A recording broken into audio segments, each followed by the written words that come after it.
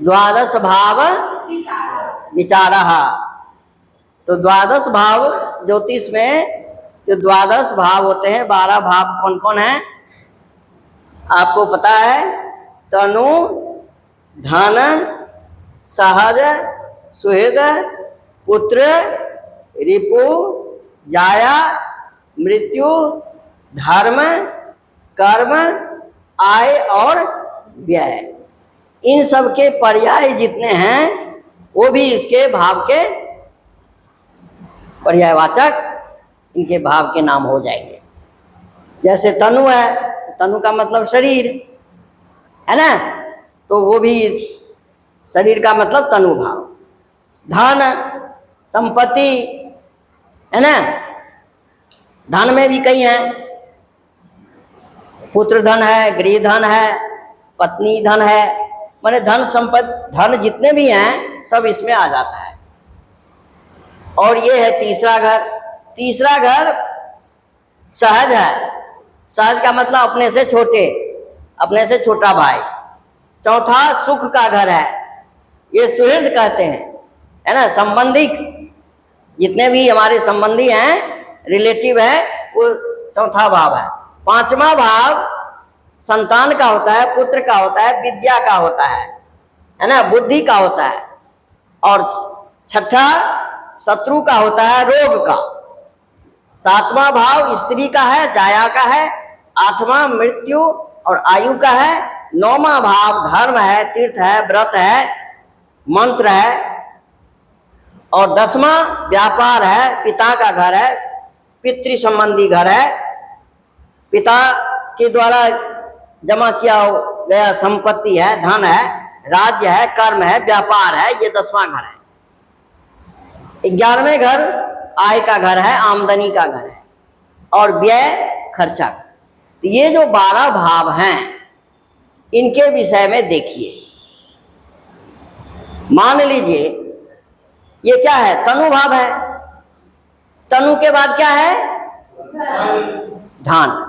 तो बताइए धन का खर्च कहाँ होगा? शरीर पर होगा ना। शरीर के लिए ही तो सब कुछ करते हो। शरीर माध्यम करु धर्म साधनम, है ना, शरीर से ही आप धर्म कर्म करते हैं।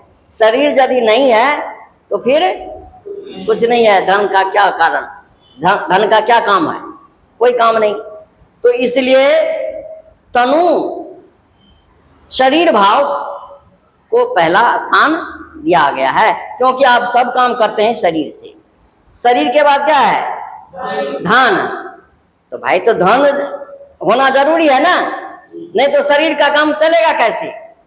शरीर पर आप धन कैसे खर्च करेंगे यदि धन नहीं है तो? इसलिए धन के बाद, तनु के बाद धन आवश्यक। धन के बाद क्या है? अब देखिए, धन से 12वां भाव ये होता है। धन से 12वां स्थान तनु भाव है। 12 माने व्यय, तो धन का व्यय कहाँ होगा? इसलिए धन से 12वां स्थान शरीर भाव है, तनु भाव है, वो सही स्थान बताया है। उसके बाद धन से आगे तीसरा है सहज, छोटा भाई, है ना। तो आपके पास शरीर है, धन है, तो धन का व्यय भाव कौन है? ये सहज का व्यय भाव कौन है? धन, है ना। तो सहज मतलब छोटा भाई, और उसका छोटे भाई का व्यय भाव कौन है? छोटे भाई का व्यय भाव कौन है?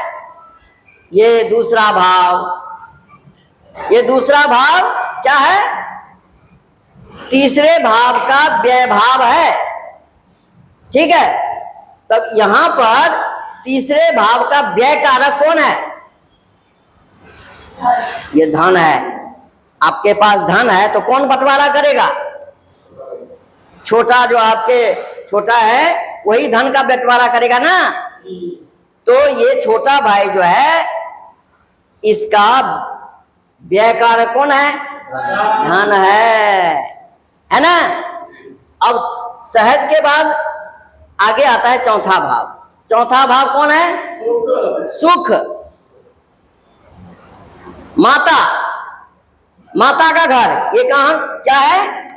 ये माता का घर है, सुख का घर है। तो ये जो सुख है, इस सुख को व्यय कौन करता है? छोटा भाई। क्यों? देखिए, एक तो बड़ा भाई के सुख को कम करना कौन करता है कम? छोटा भाई। बड़ा भाई पहले जन्म लिया, फिर छोटा भाई यदि जन्म लिया तो मातृ सुख फिर किसको मिलेगा? छोटे भाई को मिलेगा। मातृ गोद का सुख छोटे भाई को मिलेगा। पहला तो पहले ले लिया, उसके बाद छोटा को मिलेगा। तो छोटा जो है उसका व्यय कारक कौन है? छोटा भाई, है ना। तो ये जो है सहज, ये सुख का व्यय कारक मातृ गोद को वो कम कर देता है, इसलिए वो जो है सहज तीसरा हमसे जो छोटा है वो उसका व्यय कारक है। ये यहाँ पर सही बात इन्होंने कही है। उसके बाद चौथा से क्या है? आगे पांचवा भाव विद्या का घर है, बुद्धि का घर है ना। तो विद्या, ये जो विद्या घर है इसका 12वां स्थान कौन है? माता। माता का घर, माता, ये माता जो है वो विद्या का व्यय कारक है, हानि करते हैं ये। चौथा घर जो है सुख, यदि आप सुख पर ध्यान देंगे तो विद्या नहीं होगी आपको। यदि आप सुख पर ध्यान देंगे, ये घर सुख का भी है, माता का भी है, तो यदि आपने सुख पर ध्यान दिया तो फिर विद्या आपको प्राप्त नहीं होगी। तो विद्या को हानि कौन करता है? सुख। इसलिए आपको पढ़ने जाना है, स्कूल जाना है, कॉलेज जाना है, बड़े हॉस्टल में जाना है, तो आपको सुख का त्याग करना पड़ेगा, मातृ सुख का भी त्याग करना पड़ेगा। यदि पिता डांटता है तो माँ को खराब लगता है ना। तो मेरे बेटे को कुछ ना कहो, वहां पर फिर वहां पर सुख, विद्या का हानि कौन किया? ये सुख भाव माता। तो ये विद्या का व्यय कारक कौन हुआ? माता। माता को हो, सुख को, तो सुख का भी त्याग वहां पर करना पड़ेगा। तो यहां भी सही इन्होंने कहा है ना। तो पांचवें घर से आगे क्या है? छठा घर। छठा घर किसका है? शत्रु का है, रोग का है। तो रोग का व्यय कारक कौन है?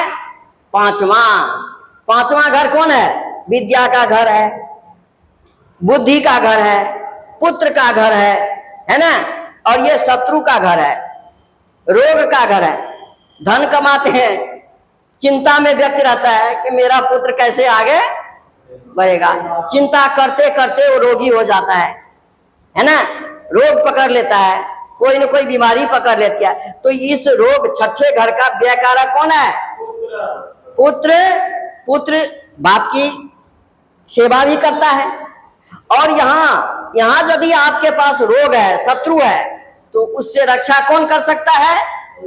पुत्र। और विद्या, बुद्धि, अपने बुद्धि से अच्छे डॉक्टर से दिखाओ। यदि आपके पास रोग है तो अच्छे वैद्य से दिखाओ, तो वो जो है अच्छा वैद्य इस रोग की शांति के उपाय वो बता देंगे, है ना। तो ये बुद्धि के द्वारा आप रोग की शांति, शत्रु की शांति कर सकते हैं। इसलिए छठा घर का बुद्धि, रोग घर का व्यय कारक कौन है? पुत्र घर। अब छठे घर से आगे सातवां घर है। सातवां घर किसका है?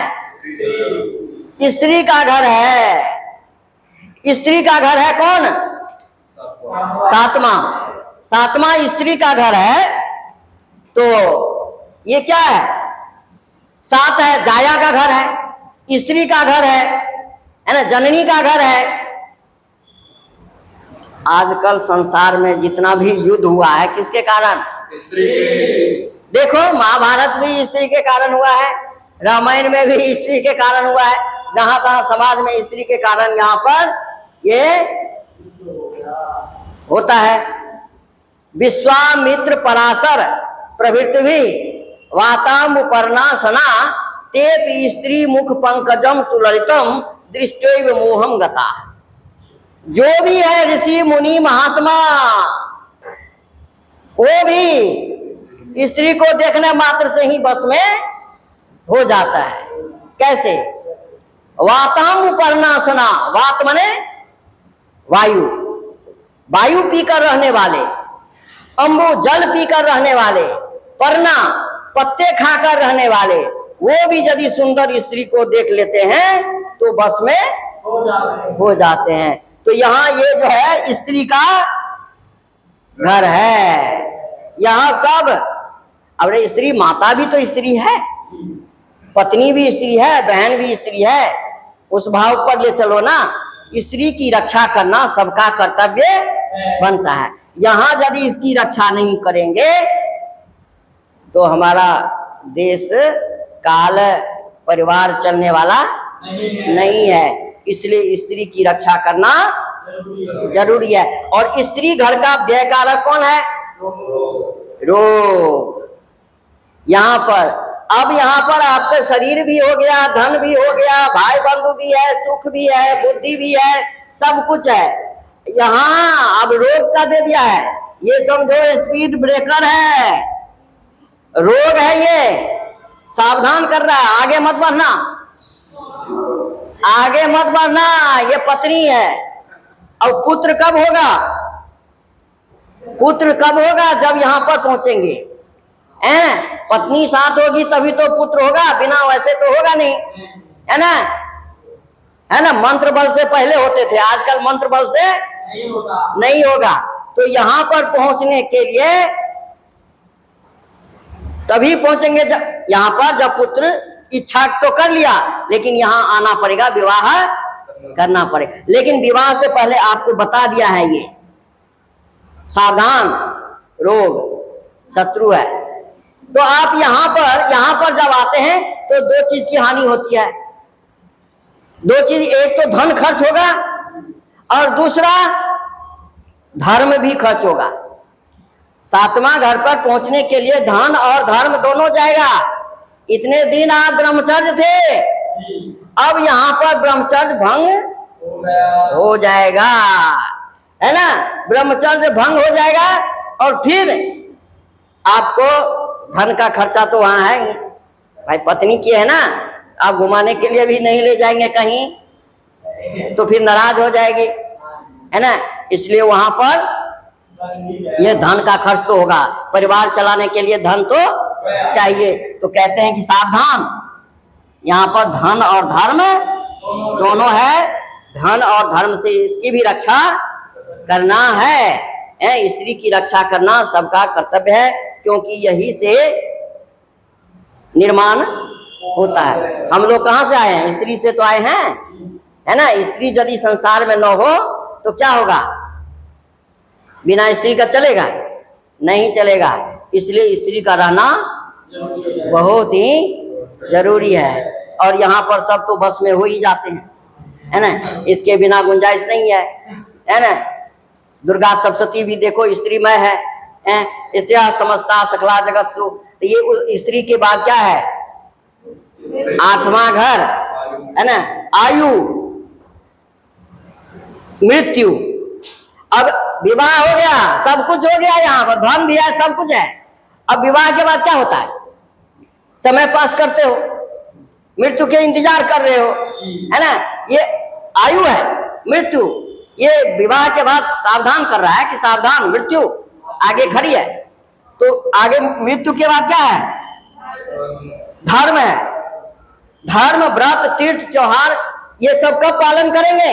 जब आपकी आयु रहेगी। आपकी जब आयु रहेगी तभी आप तीर्थ भी कर सकते हैं, व्रत भी कर सकते हैं, धर्म का पालन भी कर सकते हैं। इसलिए आयु को बचाना जरूरी है। इसलिए यहाँ पर उपभोग करना सावधान पूर्वक, है ना? इसलिए आयु के बाद धर्म का स्थान दिया है और धर्म से पहले मृत्यु का स्थान दिया है। याद दिला रहा है, सावधान, धर्म है, धर्म ये आयु को बचा के रखो। जब तब तभी कर सकते हो जब तुम्हारा शरीर ठीक है, आयु बची है। तपस्या शरीर से ही तो होता है। शरीर के बाद तपस्या कहाँ है? किसने देखा है सूक्ष्म शरीर में क्या होता है क्या नहीं होता है? वो तो आगे की बात। तो शरीर से ही आप जब तब कर्म कर सकते हैं। इसलिए व्रत तीर्थ आदि से पहले आयु का स्थान सही दिया है। तीर्थ के बाद ये 9वें के बाद 10वां है। क्या है? कौन सा घर है? ये व्यापार का, राज्य का, कर्म का। कर्म से पहले धर्म। तो कहते हैं कि आप जो व्यापार करो, काम करो, वो धर्म युक्त करो। अधर्म के द्वारा धन जमा न करो। अधर्म युक्त कर्म मत करो, धर्म युक्त कर्म करो, तभी आपको लाभ होगा। नहीं तो अधर्म के द्वारा आप व्यापार करेंगे, है ना। जो चीज 5 रुपये बाजार में है, अब 50 रुपये देंगे तो अधर्म हुआ ना। और जमा करेंगे तो फिर इनकम टैक्स वाला क्या करेगा? रेड करेगा, छापा पकड़ेगा, छापा मारेगा, आपका धन पकड़ा जाएगा, फिर जेल जाओगे, है ना। कहेगा ये धन कहां से आया? तो अधर्म हुआ ना। तो कहते हैं व्यापार करो धर्म युक्त, है ना, अधर्म युक्त नहीं। इसलिए राज्य से पहले धर्म का देना यहाँ पर युक्ति संगत है। उसके अनुसार कर्म। कर्म के बाद क्या है? आय। आप जैसे कमाएंगे ऐसे ही तो आमदनी होगी। धर्म युक्त आमदनी होगी तो आपका खर्चा भी ऐसे ही होगा। है, गलत तरीके से आप आमदनी करोगे तो खर्चा भी गलत तरीके से हो जाएगा, है ना। इसलिए ये कहते हैं कि जितना आमदनी करो, जितना व्यापार करो, जितना है आपके पास, उसी के अनुसार व्यय करो। खर्चा करना चाहिए। आमदनी 8 रुपया है और खर्च करेंगे 16 रुपया तो नहीं होगा ना। इसलिए देख कर करके वो करना। उसके बाद आमदनी के बाद क्या है? व्यय। यहाँ पर खर्चा है। तो आमदनी हो गई आपकी। व्यापार, नौकरी, चाकरी, धर्म के अनुसार आपने कर्म किया तो उसी अनुसार आपकी आमदनी हुई और उसी अनुसार आपको व्यय करना पड़ेगा। तो व्यय का, ये 12वें भाव का व्यय कारक कौन है? 11। 12वें का ये तो व्यय है, इसका भी व्यय कारक कौन है? आय, है ना। खर्चा कहां से होगा? ये इसका खर्चा तो आमदनी है तभी तो खर्चा करेंगे ना। तो इसका व्यय कारक ये है। जैसे आमदनी वैसे ही खर्चा होगा। अब जो है ये 12 भाव को आपको पता चल गया कि तनु से लेकर के व्यय भाव तक इसका क्या साइंटिफिक वैल्यू है, ये आपको पता है ना। पता हो भी गया कि क्या, क्यों इसका, इससे 12वां भाव क्यों है, इससे 11वां भाव कौन है, इससे दूसरा भाव कौन है ना। सबके आगे का भाव और पीछे के भाव से संबंध रखता है। इसलिए ये चीज जो है आपको ध्यान रखना पड़ेगा। ये 12-द्वादश भाव का जो व्याख्यान है, इस प्रकार ये आज समाप्त किया। आगे को फिर ग्रहों के भाव को, किस भाव में कौन सा ग्रह अच्छा होता है, कौन सा बुरा होता है, कौन सा अच्छा फल देगा, कौन सा बुरा फल देगा, ये आगे हम करें।